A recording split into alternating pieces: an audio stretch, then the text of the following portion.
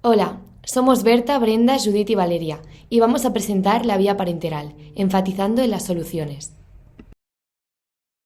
En esta presentación vamos a definir y describir nuestra vía, nombrar sus ventajas y desventajas y explicar sus formas farmacéuticas, sobre todo las soluciones.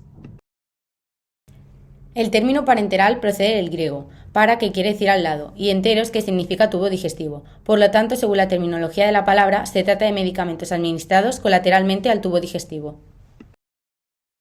Entonces, se entiende por vía parenteral una alternativa a la vía oral. Son preparaciones estériles, destinadas a ser inyectables, administradas por perfusión o implantación, a través de la piel, perforándola con una aguja hipodérmica en diferentes sitios del cuerpo y a diferentes profundidades.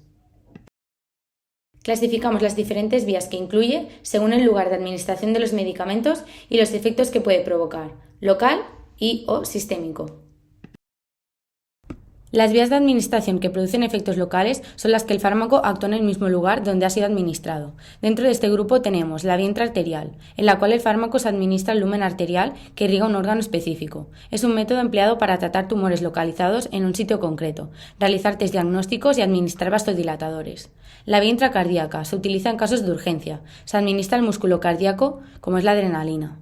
La vía intraarticular es de la que se administra el medicamento en el interior del saco sinovial de una articulación. Se administran corticoides. Y la vía intrapleural consiste en administrar antineoplásicos bajo la cavidad pleural.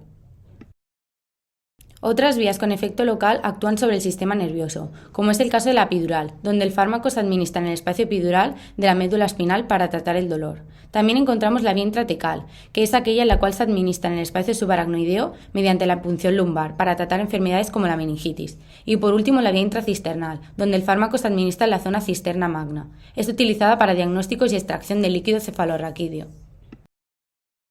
Por otro lado, tenemos las vías que producen efecto sistémico, es decir, en otro sitio diferente donde se ha administrado. Son las más comunes. Dentro de esta clasificación encontramos la intravenosa. Se administra directamente a las venas, por lo tanto no hay absorción. Se utiliza para administrar fármacos como la adrenalina. La vía subcutánea. Se administra a través de la piel a nivel de tejido conjuntivo, como es la insulina. Finalmente, la vía intramuscular, que se utiliza para administrar vacunas y antiinflamatorios en el tejido muscular. Por último, hay algunas vías que tienen efecto tanto local como sistémico. Es el caso de la intradérmica, administrada a través de la superficie de la piel en la zona limítrofe. Un ejemplo de fármaco utilizado en esta vía es la anestesia local. Y también la intraabdominal o intraperitoneal. Su administración es en la cavidad peritoneal, sobre todo para realizar la diálisis a personas enfermas con problemas renales o intoxicación. A continuación vamos a exponer las ventajas y desventajas que presenta la vía parenteral. En primer lugar, esta vía presenta un efecto rápido en el organismo, el que resulta imprescindible en casos o tratamientos de emergencia. Seguidamente, presenta una rápida absorción, es decir, el medicamento llega directamente a la circulación sistémica y es posible evitar el efecto de primer paso hepático. Debemos tener en cuenta que la vía intravenosa será la única que no presenta absorción, ya que se aplica directamente a la sangre. La vía parenteral es versátil porque es útil en pacientes no colaborativos o en casos de degradación del fármaco, escasa absorción, fármacos eméticos, vómitos u obturaciones en el tubo gastrointestinal. Para finalizar, la vía parenteral asegura una biodisponibilidad del 100%, porque no se ve afectada por el efecto de primer paso hepático. Ahora introduzcamos las desventajas. En primer lugar, la administración de los fármacos se realiza penetrando el medicamento a través de la piel con una aguja hipodérmica, así que existe el riesgo de lesiones en la piel o en los vasos sanguíneos, de manera que se pueden desencadenar casos de flebitis, necrosis, inflamación, trombosis o infecciones. Por lo tanto, el uso de esta vía puede causar dolor en el sitio de inyección. Además, existe cierta dificultad en repetir las inyecciones en determinadas zonas del organismo y por lo tanto hay puntos de inyección limitados.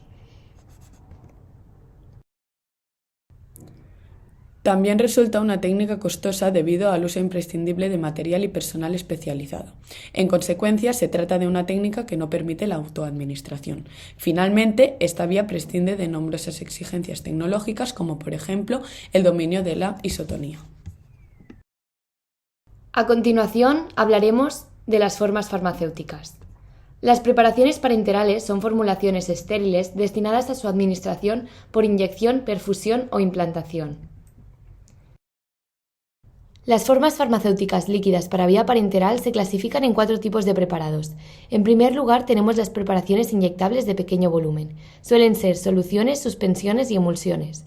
Estas preparaciones pueden ser monodosis o multidosis, y los excipientes pueden ser acuosos o no acuosos, pero lo más importante es que se administran en pequeños volúmenes. En segundo lugar, tenemos las preparaciones por perfusión, que son soluciones estériles o emulsiones acuosas y estériles donde la fase continua es agua. Se administran en grandes volúmenes y ninguna de ellas tiene conservantes. Se utilizan en terapia con electrolitos, nutrición parenteral, entre otros. Tenemos las preparaciones concentradas, para inyectables o para perfusión, que se aplican después de su dilución. Y por último, los polvos serían similares a excepción de que son sustancias sólidas y estériles que están distribuidas en sus envases definitivos, dando lugar a soluciones o suspensiones después de ser agitadas en el volumen prescrito de un líquido. Son extemporáneas. Para continuar, hablaremos concretamente de la siguiente forma farmacéutica, las soluciones. Estas son preparaciones líquidas obtenidas a partir de la mezcla homogénea de los principios activos con un solvente que puede ser o no acuoso. En este caso, el solvente suele ser agua y se mezcla tanto con el principio activo como con otros excipientes. Las soluciones siempre se dosifican por volumen de disolución y deben ser preparaciones estériles, es decir, sin microorganismos. Como tienen que atravesar las barreras naturales del organismo, deben cumplir unos requisitos, como por ejemplo, ser límpidas y transparentes, lo que significa que no puede haber partículas en suspensión detectables por métodos ópticos. También deben estar lo más adaptadas posibles a las condiciones fisiológicas de los tejidos. Deben presentar compatibilidad y neutralidad del pH para determinar la actividad del principio activo. También deben ser isotónicas o equilibradas molecularmente. Y deben ser aspirógenas o incapaces de producir procesos febriles, además de ser estériles, como hemos comentado anteriormente.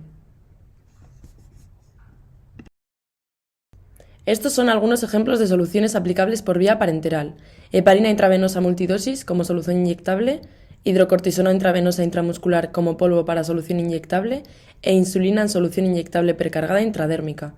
Las 3 tienen efecto sistémico. Por último, hablaremos del condicionamiento o envasado de los preparados. Este será de materiales transparentes con tapones de plástico o elastómero y asegurará la hermeticidad del medicamento que contienen. Por lo general, se lleva a cabo en ampollas y viales. Los viales de mayor tamaño se utilizan en preparaciones para perfusión, pero también existen otros envases para preparaciones inyectables, como por ejemplo las bolsas de plástico para perfusión y las jeringuillas precargadas, preparadas para su uso directo. Para finalizar, os dejamos las fuentes utilizadas en la presentación, además de la teoría proporcionada en los temas 4 y 5 de la asignatura. Gracias.